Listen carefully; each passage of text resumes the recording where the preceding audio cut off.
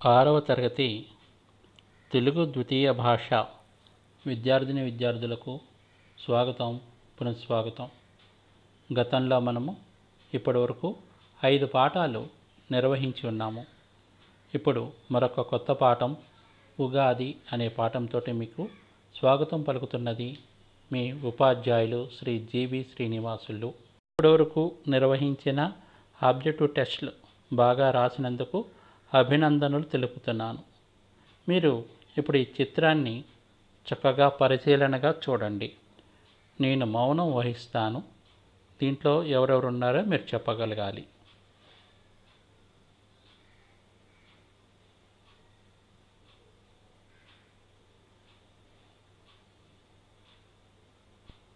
రండి. ఇప్పుడు ఈ చిత్రంలో ఎవరెవరు ఉన్నారు, ఏం చేస్తున్నారు, ఈ బొమ్మలను బట్టి మీరు చిత్రంలో ఎవరెవరు ఉన్నారు అన్నింటినీ చెప్పగలగాలి. చెప్పండి. తల్లి, పిల్లలున్నారు, ఒక పక్షి ఉంది, పచ్చి మామిడికాయలు కనపడుతున్నాయి, చెరుకు గడలు కనపడుతున్నాయి, చింతకాయలు ఉంది, వేప పువ్వు ఉంది, బెల్లం డబ్బా 2 ఉన్నాయి, ఒక గిన్నె కూడా ఉంది. ఇవన్నీ చూస్తుంటే వీళ్ళు ఏదో ఒక పండగకి వాతావరణంలో ఏదో చేయడానికి రెడీగా ఉన్నారని అర్థమవుతోంది కదా. ఇది ఏ పండగ అయి ఉంటుంది? ఎక్కువగా ఈ వస్తువులన్నీ కూడా ఏ పండగకి మనం ఉపయోగిస్తాము? అలాగే ఒక పక్షి ఉంది, నల్లగా ఉంది. కాకి మాత్రం కాదండి, అది కోకిల. చక్కగా తీయని స్వరంతో పలికేటువంటి కోకిల. ఈ యొక్క ఇవన్నీ విశేషాలతో కూడినటువంటిది ఈరోజు మనం పండగ జరుపుకుంటున్నాం. ఏమట పండగ? ఉగాది పండగ. ఉగాది. నిజానికి చెప్పాలంటే అది ఉగాది కాదు, వేరే పదం ఉంది, యుగాది. కరెక్ట్గా చెప్పాలంటే అది యుగాది. యుగాది అంటే యుగమునకు ఆది, మొదలు. యుగాలు 4 ఉన్నాయి మనకి. 4 యుగాల్లోనూ పండగ వచ్చేటువంటి మొట్టమొదటి పండగ వసంత ఋతువులో మొట్టమొదటి పండగే ఈ ఉగాది పండగ. యుగాది పండగనల్లా మనము ఉగాది పండగ అని చెప్పుకుంటున్నాము.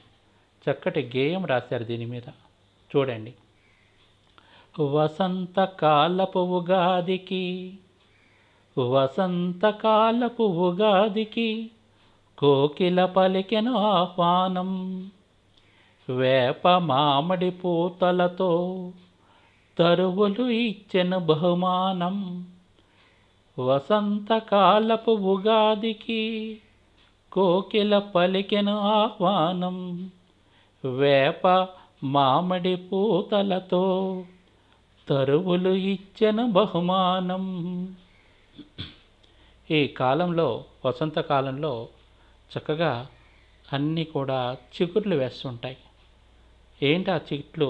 వేప, మామిడి. ఒక చెట్లు ఏంటి, మొత్తం అన్నీ కూడా. తరువులు అంటే చెట్లు అన్నమాట.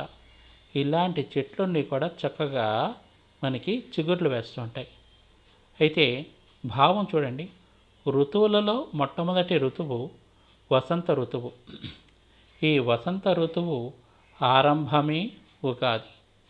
ఈ ఉగాదికి కోకిల చక్కగా పిలుపునిస్తుంది, కూ కూ అని ఇస్తూ ఉంటుంది కదా, అదనమాట.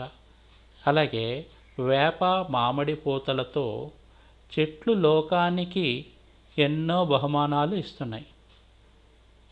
పెద్దలు పిన్నలు సందడితో, పెద్దలు పిన్నలు సందడితో అభినందనలు తెలిపారు. పెద్దలు పిన్నలు సందడితో అభినందనలు తెలిపారు. ఉగాది పచ్చడి చేయుటకై అమ్మ అక్కలు కలిశారు. ఉగాది పచ్చడి చేయుటకై అమ్మ అక్కలు కలిశారు. ఈ యొక్క ఆనందపు సమయాన్ని సంతరించుకొని అందరూ కూడా, పెద్దవాళ్ళు చిన్నపిల్లలందరూ వచ్చి ఒకరికొకరు అభినందనలు తెలుపుకున్నారు. ఎలా తెలుపుకుంటారు? సందడి సందడి. అందరూ చేరారంటే గోల గోల, సందడే సందడి, అందరూ చేస్తూ అభినందనలు తెలుపుకుంటున్నారు. ఉగాది నాడు ఒక విశేషం ఉంది. ఏమిటా విశేషము? వేప పచ్చడి, వేప పువ్వు పచ్చడి చేయడానికి అమ్మ అక్కలందరూ కూడా కలిశారు. వేప పూతను కోశారు, వేప పూతను కోశారు, చెరుకు రసాన్ని తీశారు, మిరపకారం వేశారు, చిటికెడు ఉప్పును చేర్చారు, మామిడి పిందెలు తురిమారు. ఒక్కొక్కటి చక్కగా తీస్తున్నారు. వేప పూతను ఒక్కొక్కటి ఒలిచారు, చెరుకు రసాన్ని చక్కగా దూచి రసాన్ని పిండారు, అలాగే మిరప కారాన్ని వేశారు, చిటికెడు ఉప్పు కూడా వేశారు, మామిడి పిందెలను తురిమారు. ఇవన్నీ కూడా చక్కగా చేశారనమాట. ఎలా చేశారు చూడండి, భావం చూడండి. వేప పూతను జాగ్రత్తగా తీశారు, చెరుకు ముక్కల నుండి రసాన్ని తీశారు, మిరప కారం వేశారు, చిటికెడు ఉప్పును చేర్చారు, మామిడి పిందెలను చిన్న చిన్న ముక్కలుగా తీశారు.